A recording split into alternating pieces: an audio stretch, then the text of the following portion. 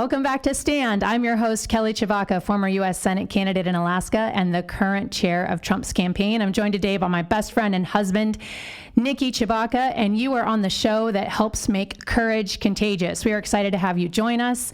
If you want, go to our website, standshow.org. Follow us on social media. Hit up our YouTube channel where you can find all of our awesome episodes. Get your daily dose of courage and become strong and courageous. We've got an amazing episode with us today. We have Jay Robb and Beth Robb, who lead the health and nutrition world. We would know we have their products in our house long before we ever booked this interview. We are excited to talk with them about their journey in health and wellness and the business world. So let's strap in and get this started. Jay and Beth, welcome to Stand. We are so excited to have you join us. Glad to be here. Thank you so much for the opportunity to be on your show. It's truly an honor, and we feel blessed to be here. We're excited. Well, when we had the opportunity to land you for an interview, my daughter said, "Hey, I know that guy. Isn't he all over Dad's shelf in the pantry?" So, me every day. Yeah, so it's exciting to see. It's like, oh, someone who we're familiar with and whose products we believe in actually coming in on the show. So we're excited to actually have this conversation and introduce to all of our followers why we follow you and why we've been using your products and actually have that out there. You guys who are listening, you can find their products on jayrobb.com, jayrobb.com. Find out what Nikki has been excited about all this time. But let's start this journey. So Jay, you made your first protein shake when you were 13 years old. You guys now have a major health food and wellness company industry. You have your own show called Open Bar. I wanted to ask, what inspired both of you to dedicate your lives to health and wellness? Start that one. Well, since mine began probably when I was 7 years old, that's pretty much when it hit me. I joined a local swim team, and I was a competitive swimmer and diver. So I'm 7, and I just was introduced to sunshine, water, and training so that I could get in shape. And that was the first time I realized that the more you take care of your body, it's kind of weird at 7 years of age. The more you take care of your body, you don't get sick and you feel good and you have the energy you want and you look great. Sunshine, food and fresh air and swimming was just incredible for me. So that set me on a journey from that time forward. But it was a year later after that, I was getting sick right before Christmas. It was Christmas Eve and I started getting like the flu or like bad sore throat, chest cold or whatever. And I got mad because I thought the time of the year I want to feel my best, and here I am, Santa's coming, and I don't feel good. And so I got mad and I kind of like petitioned God. I said, I don't know, why am I sick now? Why do I get sick? I said, I want to know why I get sick, and I never want to get sick again. And that was at 8 years of age. And from then on, I made it a mission, as weird as that may sound, to find out what the cause of health.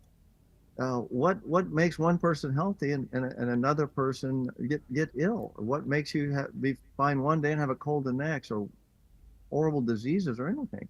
And so I set myself on that journey. Now, it was not an instant that I found all the answers, so it took a while for me to get into it. And it was about when I turned 22, I really got into bodybuilding, which was I liked it because it's very disciplined. I love the disciplinary part of it. So I love bodybuilding because it was about training. It was individual, and I could eat in very specific ways to get a very specific result and watch what happened. So kind of from then on, it just set me on that journey. And eventually I opened up my first fitness club when I was, actually it was a bodybuilding gym, a drug-free bodybuilding gym when I was 26. And I said, hey, this is what I like. I'm going against the drugs. And, back then everybody did steroids. And so, and they were new.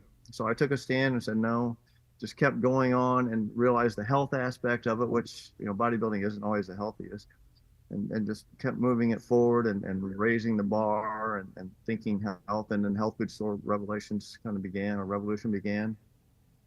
And next thing I know, I was learning the health food store industry, working at health food store in San Diego, and decided, hey, we need a good protein powder.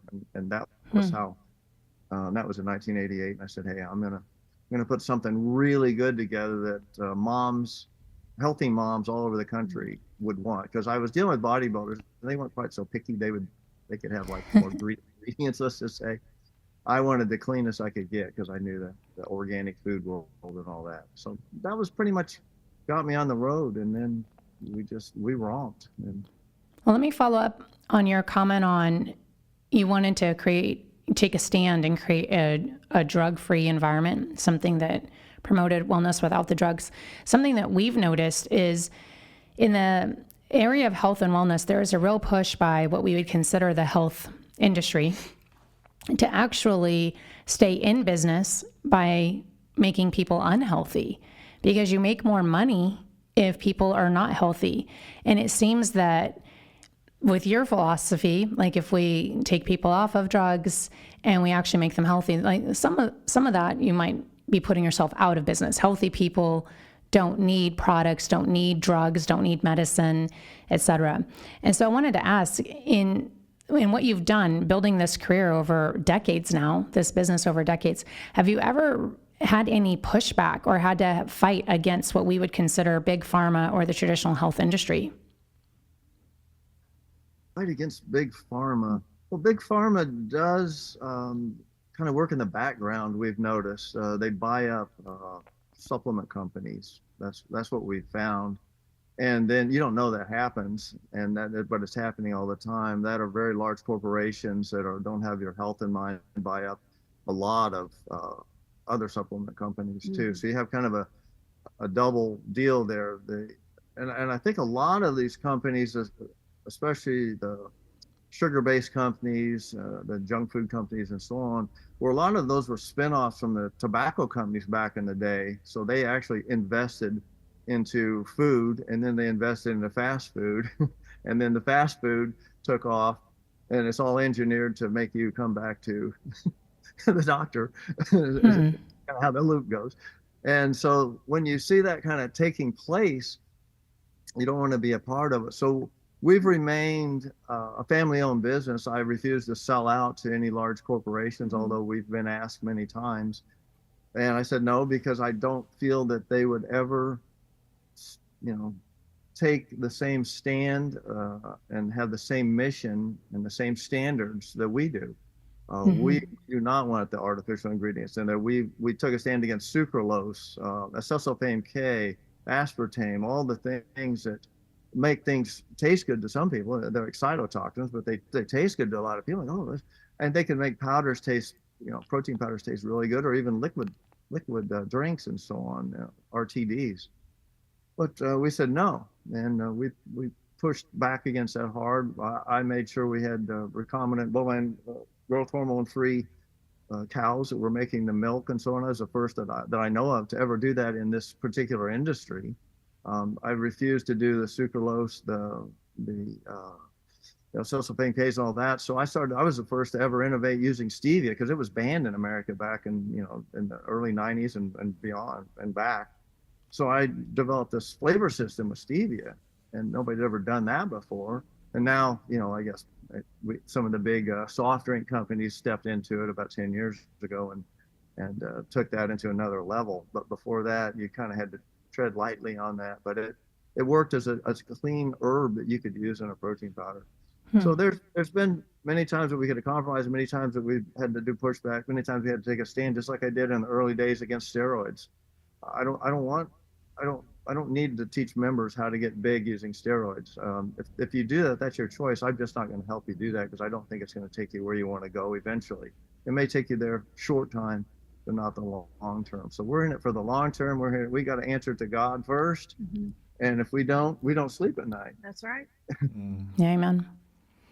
That's a really inspiring story, because in our country that's so focused on the quick buck and the big buck, to stay missionally focused and to turn down what could be gobs and gobs of money for the sake of, no, this is more than just a business. This is about what we're trying to do to impact the health of our fellow man. And so we want to make sure the mission is not compromised. That's really inspiring. We're going to come up on a break here in a couple minutes, but I wanted to see, and either of you can jump in on this, and if we don't finish, we can pick it up on the other side of the break. I know that you guys have, any business any startup business goes through challenges, right? And setbacks.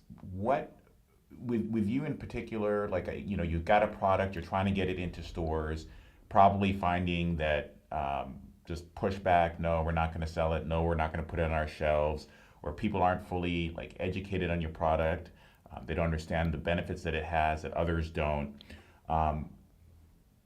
Maybe you're even struggling with sales. Like, how did you get over those kinds of setbacks? How did you surmount that, get past that, to the point where now you've got your protein powders being sold all the way out here in the last frontier, right? In acreage, like it's all over the place. It's very popular. So maybe we should just do this on the other side of the break. But I wanted to just tee up that question for you guys, and I'd love to hear from both of you sort of how you've done that. Looking forward to answering that question. That's a good one. Well, for everyone listening, we'll pick up that answer on the other side of the break. And we're talking with Jay and Beth Robb. And you can find their products at jayrobb.com, JAYROBB.com.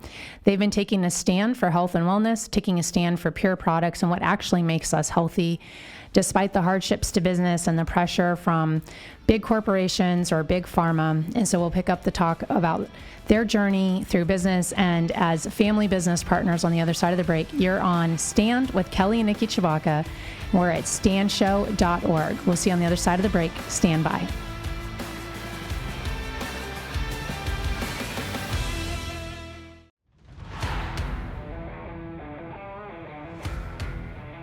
You are back with Kelly and Nikki Tshibaka on The Stand Show, where we take a stand for truth, justice, and what is right. We are joined today by the Robbs and enjoying this conversation about this amazing product that J. Robb has out there. It's incredible protein. I have it in my pantry. I have had it for a long time. They have whey and egg white proteins, and it's basically the best I've found out there in terms of the quality of the product, the taste. So highly recommend it to all of you out there. But on the previous segment, we were talking, I just teed up a question about just challenges that you guys have faced, setbacks, and how you overcame them, particularly in terms of getting your product out in the market and getting people educated about it. Tell us about how you overcame those kinds of challenges. Well, let's see, the protein powder that I created in 1988, I got into the stores. I was working at Jimbo's Naturally back in the mid 80s. I was organic produce manager and eventually the store manager. So I'd learned the health food business inside and out, kind of what it takes, how to get products introduced into the market. There weren't that many health food stores back in those days, not like now, but they were growing fast. And so I got my powder out slow, and I got it into a lot of stores in Southern California all the way up to LA over like a couple of year period of time, but the products weren't flying off the shelf. So I had to kind of do something different. So the first thing I did, I wrote a book called The Fat Burning Diet and had to teach people how to use a protein powder, because people were back then, they go, well, isn't that going to bulk me up, or that tastes gritty, or I'm not a bodybuilder, that type of a thing. So I had to overcome that. And they said, and also the taste, I can't stand it. So I had to I had created a product that tasted extremely good without anything artificial, which was the first challenge I had. So I fixed that and took it to the world. Well, I had to write the book, which got me on TV, which got me introduced to more and more thousands of people, because the product doesn't move off the shelf unless they know how to use it, what it is, and so on. So I had to first educate people on that, and then how to use it to actually lose weight instead of as a bulk up like you'd think in bodybuilding. So I got through that. So I got our protein going. It was an egg white protein because the whey wasn't, had not even been invented. There was no whey protein back in those days. It was egg white protein from old school bodybuilding. And so I had that, and that was in the stores for quite a few years until it was 1994 or 93 that we put out our whey protein. And the store said, we don't want the whey protein. We got a few other brands. So I had to overcome that. I thought, well, how can I get that in there? And I said, well, whatever. So I had to open up a nutrition store in North County, San Diego, in Encinitas actually. And then when people came in, I would let them sample my whey protein. It tasted that good. I said, I knew I could open up a store. As long as they could taste it, I could to do that. So that was the first thing I did. It took me a year before it changed so many people's minds. And I had such a following from that one store that they were calling all the health food stores in San Diego, and they multiplied and grown at that time.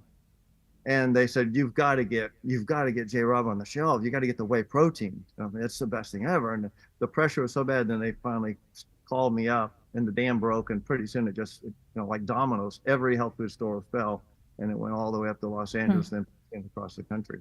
But I had to take that stand and say, no, it's this good. You have to taste it. I go and do taste testings with people, but I wanted to do a larger volume. And then the third thing that happened was I got on KOSI Channel 9 News as a fat burning chef, and I did that as a weekly show for 4 straight years. And again, I didn't sell protein powder, I didn't do any of that kind of stuff. I just taught people how to use a protein powder, how to be healthy, cutting carbs. Actually, for me, it was cycling carbs, like bodybuilding. You lower your carbs and you increase your carbs, and you use natural foods and so on. So it was a whole different approach, but it was tough overcoming. I'm not going to deny it. I mean, I met some pretty harsh words, or a lot of people saying, no, I don't want anything to do with that. And once they tasted it and once they understood how to use it, then the whole thing changed. And then pretty soon the rest of the country caught up with it. And we had, the Zone came out and some of the other things, even Atkins and so on. And that's interesting. So what I hear for people listening who are trying to figure out, how do I take a stand for what I believe? First, you started with a re-education tour with a book. And most people say, well, I don't have time to write a book. It's amazing how you can write a book if you just take 10 or 15 minutes a day to put thoughts on paper. And we have so many tools available in this modern day that you didn't have when you wrote, to craft and rewrite and edit your book to make it happen. And then you took some big risk. And I think that that's, what I hear with you guys is sticking true to your principles, being committed in order to leverage risk by opening that store and saying, I'm so committed to this, I believe in this, I know it'll work. And then also going back to the education by going public. I know I talked to a lot of business leaders who, are deathly afraid of public speaking, and you took that to the largest degree possible by being on TV, but it was an education campaign. And then I think that probably really helped to promote what you were doing. Yeah, what's really also cool about that story too is just your customers ended up becoming your biggest advocates, right? That's right. They're the ones that really help get the word out, and pressure in all these other stores. So you got to get J Robb on your shelves. That's amazing. Just that organic kind of growth. But it started it sounds like you're doing it one by one, just people coming and sampling. And I agree with you. That's a great point. Is what we found was word of mouth is gold. I've never paid endorsements from celebrities, but many celebrities, Matt Damon's and Marilyn Hemingway's and all that have been super kind. Jorge Cruz, a good friend of mine, wrote it in his book. I mean, I never asked them to do that. I never paid them to do that. And I refused to do that because I didn't want anything fake. I didn't want to, here, I'll pay you and you just say this. They said it on their own, and then I found out about it later or so on, or we'd read about it. And I just feel very blessed in that regard. Also, another interesting point there, like you said, education was critical, because if they don't know what to do with it, they don't know protein powder. And I was teaching people basically how to burn fat with food, how to restrict not just calories, but carbs, and utilize macronutrients to get an effect that you want. Because again, my bodybuilding roots really came in handy in this whole journey. And on top of that, one thing that I think really made a huge difference too was in live performances, which I love to do. So I've done about 500 weight loss seminars in my career to date. And it was interesting, always in the beginning, I would do those at the store that I would open up an account with. And that gave me a connection with the buyers, the store itself, and their customers. And it was kind of a loving thing. I just got to enjoy people, which I do, and I love sharing any information and wisdom that God's blessed me with them. And it's definitely in our business, that's the reward, I think, is being able to share something that maybe can turn someone else's life around. Mm-hmm. Like it on, and I would never want to sit on and I use the word wisdom because wisdom, I think, is you accrue that through experience, not through going to school or a book or something somebody told you. You do that with skin in your own knees and getting up and moving forward with faith in God and then faith in life and people to make a difference. And that's what we're here for. I think we're all here to serve. I mean, you're serving now with your package. It's just a beautiful serving when you discover that's what this is about. Mm-hmm. Yeah. You know, we've got about 3 minutes before a break here, but I really wanted to ask your wife. I mean, you're sitting here listening, right, to all of this, but you've been an integral part of it all along the way. And I know I can't speak for Jay, but I would imagine, so I know this as a husband, like I wouldn't be where I am if it weren't for my wife, you know. And so what was it like for you? What's this journey been like for you? If you could just talk about maybe what the biggest challenge has been for you, and how you've sort of addressed it. Well, you know, I showed up about 22 years after he started the company. So I've only been around in the company for 14 years. Jay and I reconnected later on in life. We've known each other since I was born. So it's kind of a neat little story with that and that aspect. But when he and I reconnected, I thought, oh my gosh, like, again, we'd known each other forever, but then, you know, here he is, this huge force in the health and wellness industry. And at that point in my life, I was not taking care of myself. I had 3 children. I was a single mom. And I thought, oh, crap, I better get my act together. Like so immediately we're falling in love over these love letters that we're emailing each other.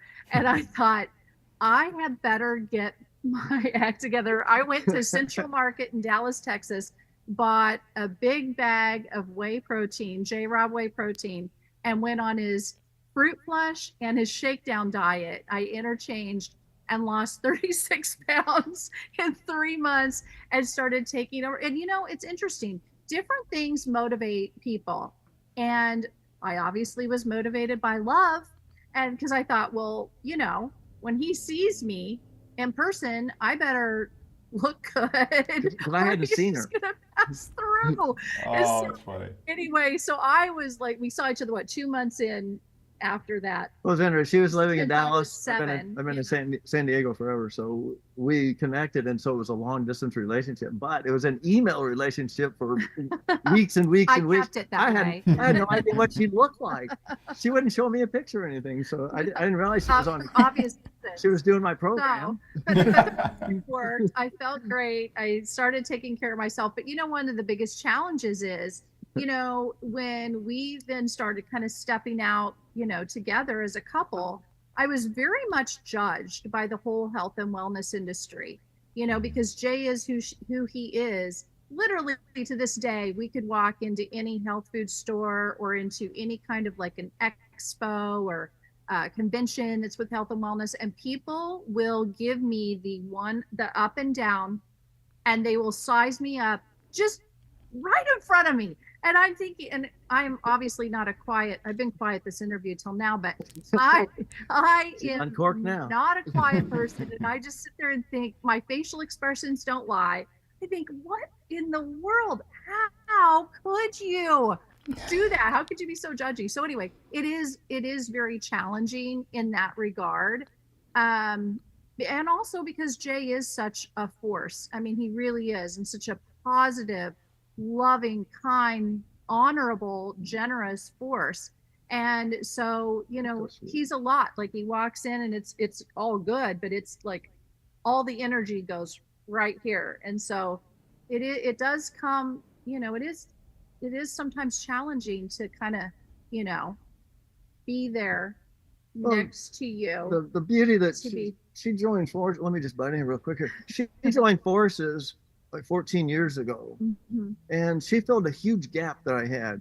I was, when I created things and when I built the company and so on, I was always thinking, gosh, I wish I had someone with me that was into it and could give me a female insight, because I have a male perspective, and I admit I will do things in a more masculine style way that doesn't appeal to my audience. A lot of my audience, or our audience, is female, probably 60% plus are female, because they, maybe 65, because that's who cares the most. The women, or the head of the household, is the woman for the food and taking care of the family that way. And so that was what I was dealing with. Well, she had the insights, could figure out where I was short on an image or a slogan or a tagline, or what would they like and how would they like it, what kind of shakes they would want. And boy, it was just huge for us. So I love that. Yeah, she helped with that key demographic. Let's pick up on that on the other side of the break. I want to talk about what it's like to be in business together. You're on Stand with Kelly and Nikki Tshibaka. We're on a break. Come visit us at standshow.org, and you can check out all of Jay and Beth's products at jrobb.com. Stand by.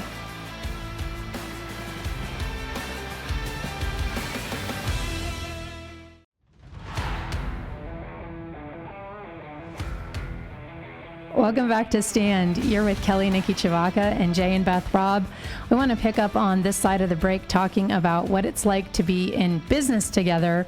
Nikki and I are in business together is it now on 3 business fronts? If we don't include what we would call the small business that is family, it's really hard to run a business. And I think that there are different challenges that come when you are running a business with family members. So rather than we put words in your mouth, why don't you guys share with us what have been some of the highs and what have been some of the challenges of being in business together as a family? Well, I've quit how many times? Yeah, but is your resignation ever accepted? Actually has not been accepted ever, but I keep trying. No, I haven't. A long time. We have an agreement. Back the last time I quit, we finally had an agreement that I remember Jay looked at me and he says, you know what? I'll tell you what. I will be the CEO of the company and you can be the CEO of the home. Because I needed something. I'm am strong. And I feel like, and he's obviously strong. And so we had to have some sort of an agreement, because at the end of the day, someone has to be the decision maker if you're not in agreement. And so that was our way of handling that, was that he says, I'll be the final in business and you can be the final at home. It's worked. We don't always stick with that. No, but we're pretty close with that. Close. The key here to understand, though, is that when we say we're the final word, or she's the final word in the home or whatever, Mm-hmm. is that we consult with each other in depth. And so I don't make any, well, I've made a couple and they were always one mistake. It was a big mistake, but without consulting you.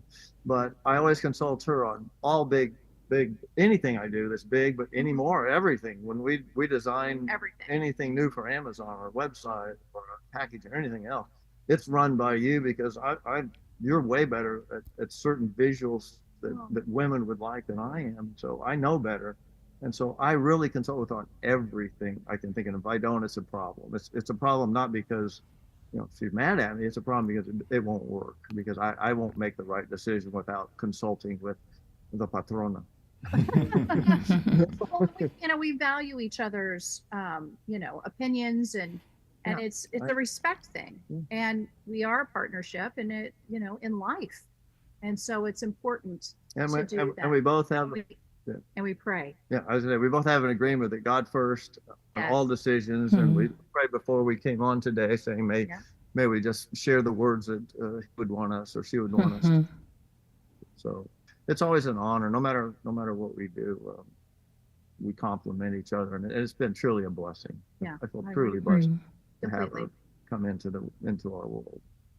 That's so cool. I mean, it's just one of those important reminders that, like, we are our own, like, best allies, right? Like, we're in this together by hook or by crook. Like, we're tied to each other in an indissoluble bond. And so we've got to figure this business thing, this family thing out. And when we do, man, what a powerful combination it can be when you have a couple who's united in the mission and a vision and in it for the right reasons, and who love each other and want to see each other thrive in everything that they're doing. So It's actually it's a really synergy. inspiring. That's the word that works for you. It's a synergy. It's something greater than when you put that together. So Agreed. Yeah, that's really, synergy. And then turning to God, right? Like, because he helps also bring everything together, right? Like, even if you're in disagreement, if God says something else, like, okay, we can agree that God's right and we're wrong. Let's go with that, right? So, and we have a thing that whenever one of us, let's just say we're having a discussion about something, and then later on somebody comes in, one of us comes into the room and says, hey, I had this idea about what we were talking about. And most of the time when that person says whatever that idea is, if the other person has already thought it, we know that's God's path. It's like God shows up, it shows those signs to both of us around the same time, almost like within several minutes of the other person saying it, it'll pop in the other one's head. And we're like, oh my gosh, that just came in my head. That's exactly what we need to do. And if that doesn't happen, it's kind of like, I don't know, you know. We both have to see the vision. We do, but Have to be in agreement. We just know it inside, paying attention intuitively, because I feel like the Holy Spirit talks right to your gut. And the other important thing that I think that has helped us work together, and it was difficult in the beginning, was that I said, you can just be as adamant as you want about an opinion, because let's look at it. This is business. I need to know what you really, really feel, not what you want me to hear. I don't need a yes woman or yes man. I don't want that. I need to hear how you really feel about it. If it's an idea, and you don't have to mince your words, you're not going to hurt my feeling. I may get wild. I may get crazy. I may come back at you. I said, but we need to be that way to come to the conclusion of what we're trying to decide from true feelings and from true understanding, and not be afraid to speak up, because that could happen so easily. Someone might be timid, or, well, I didn't think he wanted to hear that, or I didn't think she'd like that. So we've given each other permission, and it gets heated. I'm not going to deny that. It gets heated, but it always comes out of the beautiful thing in the end, because we're being honest. Are you talking about yesterday? And the day before. The week before that, the year before that. This just happened yesterday. As a matter of fact, it got so heated he had to yell out into the house to our girls. Girls, we still love each other. We're just figuring something out. They were just like, it's okay. We know. That's awesome. We had a friend over once, and he's like, do I need to step out of the house? And I said, no, why? He's like, you guys are having a really bad fight. We were so confused. They're like, what? No, we're not. We're just having a discussion. We're attorneys, so we're used to going back and forth, right? And this is just the first time we've gotten to connect with each other. Like, this is actually really refreshing for us. I'm curious about a time when you guys have maybe had an opportunity to compromise on what you believed, or cut corners, or, give in, and then you decided not to, and you had to stand and persevere, even if it came at a great cost. Do you have a story like that you could share with us? Well, in my journey, I've had a few of those, but the first one was in my first, and I'll go back to my bodybuilding gym, because that's where it got my roots. I was always tempted to let steroids in, let people do steroids, push the drugs. And so I said, I'm not compromising. I never did. So I started my own, we did our own drug-free, steroid-tested shows, and we competed in them and so on. That was the first one. Then, gosh, in the current company with the protein powder, it was always, you could, and I've talked about that before, it was always compromising with artificial flavors. That was a huge thing back then.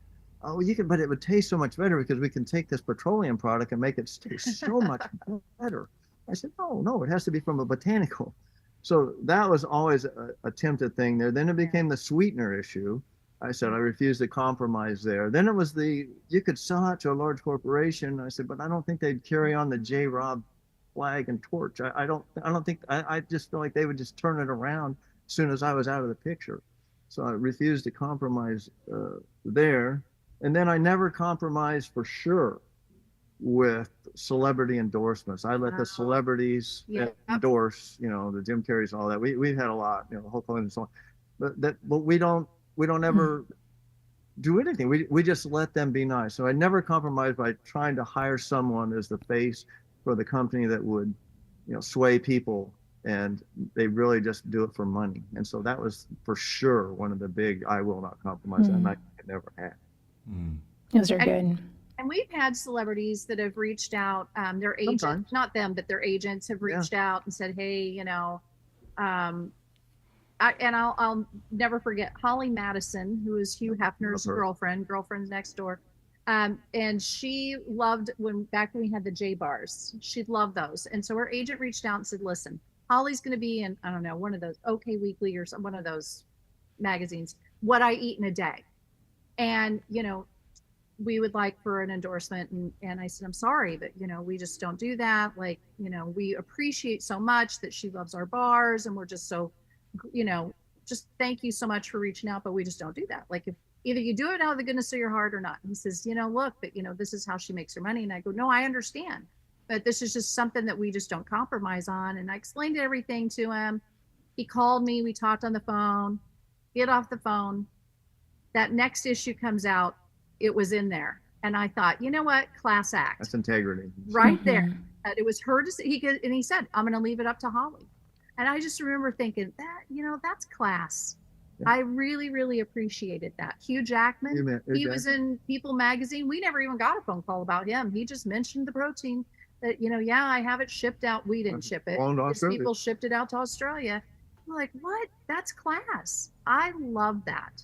And it really cool. Inspired me to think, I'll endorse or other people's products and I like one thing for it. So it's kind of a balancing act. But we've been very blessed that way with a lot of famous people who were kind enough, very much so, to just give us a plug. And I said I don't want to pay anyone to do that. And so I always feel good about it that they endorse something for that reason. It's like your integrity is paid forward. Yeah, and the integrity of the product. So we're happy to share that and do the same thing. So it's been a beautiful experience that way. Yeah, I agree. Yeah. So we're going to wrap up, but I want just 20 seconds, Jay, if you can give us a 20-second, what makes your product distinctive from all other similar products? You got 20 seconds. Got J. Robb on the name, so I'll never compromise. And here was, I put my picture on there so that people would think, he exists, he owns a company, and he is going to stand behind what he produced. And that's why I put my image on there, not so I go, hey, look at me. Yeah, no, for sure, 100%. Look, I stand behind this product, and I will not compromise. I approve this message. I approve this message. jrobb.com, JAYROBB.com. And we can add to that list of celebrity endorsements Nikki Tshibaka. And all 500 people in the world who know him. Coolest last name ever. I like that. Yeah. I go by Chewy, so it goes with the territory. We're coming up on a break. This is standshow.org. Beth and Jay, thanks so much for being on the show with us. This has been amazing. We love having you. It's been an honor, truly an honor. God bless you. Yeah, thanks so much.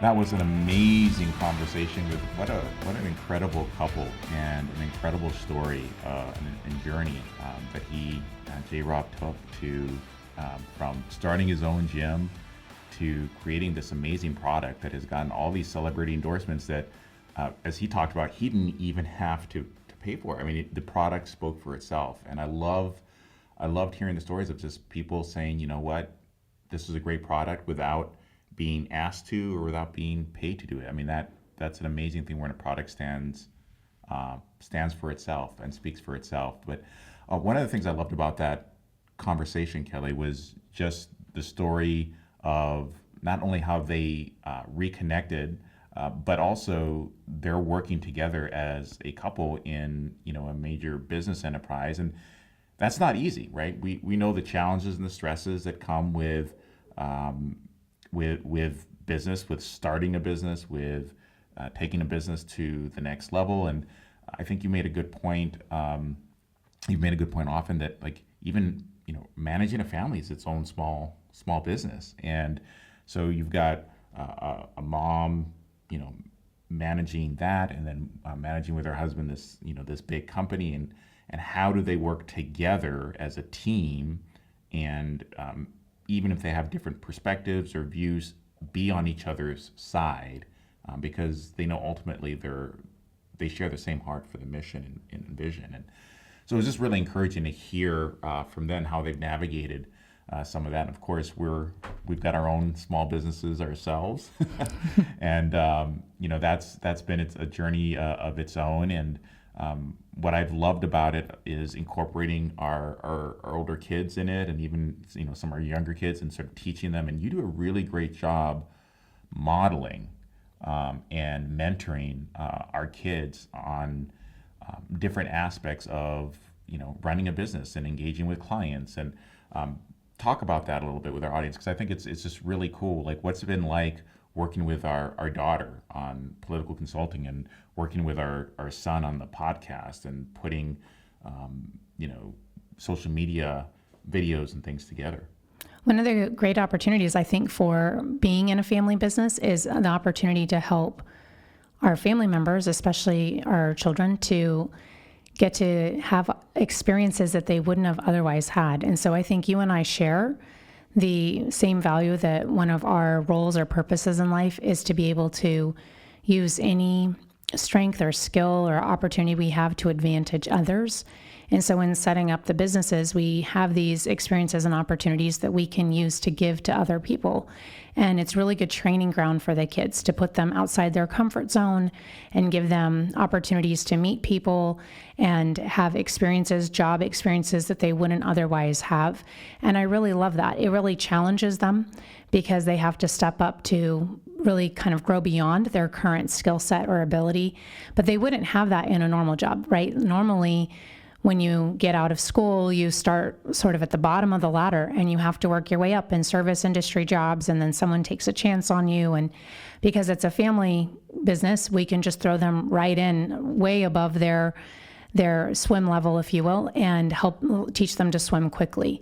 And I think that's a wonderful part of the family business. One of the things I think we've encountered, and probably the Robbs have encountered, is how do we draw the lines between business and family? Because it can be all-consuming. I think running a business and starting businesses can really be, it's just, when do our work relationships end and family begin? And you always are taking work with you, because, an entrepreneurial startup, it doesn't end. Anyone who's in a small business knows that too. I don't know that the entrepreneurial period ever ends when you're in startup, or in a small business, because there's always challenges that you're facing that you have to solution. And so I wanted to kick to you, Nikki. We've been doing this a while. What have you found that's actually worked best for our family and for our marriage as the solutions for, this is where work or shop talk ends, and then this is where relationship begins? Well, I think the solution has been very simply and succinctly summarized in 2 words: obey Kelly. Yeah, I was going to say, mom's right. Yeah, mom's right. Obey Kelly. Same thing. No, that's actually a really good rule. I think the way that at least I've observed, and I think we've kind of done it intuitively, because as pastors, when we were running our own church back in DC, it's the same kind of thing where you have, where do you put aside organizational things, ministry things, and not let it overflow into family things and whatnot. So I think what I've seen, and I think has been very healthy, has just been a kind of a natural flow where we've just kind of integrated life and business and family, not in a kind of compartmentalized way, but in a way that it's like we have rhythms, right, as a family. And so it's a good way of putting it. We have a rhythm about like when we're doing the business stuff, and then when we're sort of pivoting and just going more into personal family time, and when we're mixing the two, and it just feels natural and not forced, if that makes sense. And I think you can do that when you're your own boss, right? Like you have, so you can adjust things so that it fits with the rhythms of your life and the rhythms of your family and the rhythms of your relationships and whatnot. And I, one of the tensions, and I see in a family business, obviously, is it's a professional endeavor, and it's with personal relationships, right? And so there is some trickiness that can come in there, but I think the strong bonds as family are such a key and valuable piece of running a good business, right? Because there's that trust there that you don't have to take a lot of time to build that you might have to if you're hiring a new person and you're working with a new partner and whatnot. And you already have a really good idea of what people's skill sets are and what their giftings are. And so anyway, I think it's been a lot of fun, and in a lot of ways, I mean, challenging obviously. And I get a lot of hope looking at, stories like J. Robb's and Right. And Beth's, where, it has its challenges, but they stick true to the mission and the vision, and they don't give up, and great things happen, right? So, Right. They're farther ahead than we are, obviously, in our little entrepreneurial endeavors, but it's a great thing to look at ahead and say, if we keep up in this direction and we just stay focused on the mission and don't compromise our values, right? That's one of the other thing that came out of that. Do not compromise your values, your mission, and your integrity, because that's ultimately what makes their business thrive. And I would say, just based on what we heard from them, I think the reason why they ended up getting all these celebrity endorsements without even having to ask for them or pursue them was because they never compromised on their integrity and the value of the product. Because if they'd pass it on to somebody else, it probably would have gone a different direction. Just another protein product. Yeah. One of the things I think works really well for us too, I really appreciate about you, is you're always looking out for me. So I think business can be really hard. And whether you're running 1, 2, or 3 businesses, or the family unit that is a small business, it can just be really hard and really draining. And it can really become easy for business partners, otherwise known as spouses, to just slip into the business partner role and just become business partners and forget that they're also marriage partners. And I think we heard that in what they were saying as well, that there's a relationship there that really supersedes and will go past whatever you're doing in the time for business. And one of the things I was thinking is, anytime we hit these stress points or we hit major problems, we don't turn the problem on each other. We solution the problem together, even though in our stress behaviors, we can turn against each other, or the way that someone's stressing out, especially if I'm stressing out, it could be taken as personal because it's, not such a great reaction. But you're really good at saying, hey, how can I help? What can I do? Is there anything I can do to help you? What, can I go do this? You'll even offer solutions if I can't think of things. Like, how could I help you? And I think taking care of the person that is your partner is really key to making sure that the business part succeeds, and that you as a family operate really well together in communication and in solutioning, because you're bringing different personality sets. And I just remember, like, so many times we've been told it's really unusual how you guys work. I think we work better together on projects than we do when we have our own separate things. So many times we've had our own separate things happening, but we actually work better when we're on projects together, whereas most couples, it is a strain on them and pulls them apart. And I think part of it is because of this caring for one another. I wanted to ask you about something he said that I thought was really interesting, where he essentially described the role of submitting one to another. And so it's so important, especially with our biblical worldview, that a wife, not women, submit to a husband.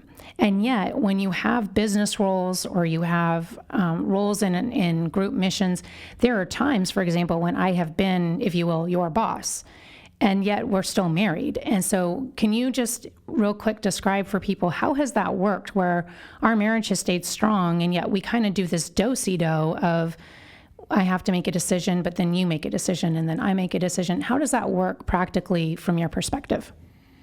That's a really good question. I just think it's really just remembering that we're there to serve and love each other in whichever role we're functioning, whether as business partners, as marriage partners, as parents, right? And so, and that's really, Scripture is telling us, like, the husband is to lay down his life for his wife and his children, and the wife is to serve and support her husband and their children. And really, that basically means, in my view, that in that marriage relationship, if anyone is going to sacrifice, or anyone has to, for lack of a better word, suffer in a particular situation, it's the husband. That's my commitment as a partner, is to lay down my life for my spouse, whether it's in business or in marriage or in family. And I think that's what's made things work. And every man wants to be a hero, and I don't think there's anything more heroic than laying your life down for your wife and your kids, whatever that might look like on a particular day. Well, and you're definitely my hero. And I'd say from the wife's perspective, it's about respecting and honoring you behind your back. So there are plenty of times that I would disagree with you and think, well, I wouldn't have made that choice, especially when little people appeal to me and think that dad made the wrong choice about TV time or dessert. And instead, I just honor the decision and say, if that's what dad said, then that's what dad said. I'm not going against dad. And just having each other's back that way, I think, is really part of operating in tandem and as a duo, and just respecting and honoring the choices that you make as my husband, who is my hero. So I think that's a really good way of summarizing for people who are trying to figure out that dynamic. This has been another awesome episode of Stand. This is where we make courage contagious and take a stand for freedom, truth, and government by the people. Thank you for being with us. Kelly, Nikki, Tshibaka. You can find all of our awesome episodes on standshow.org. We'll see you next time.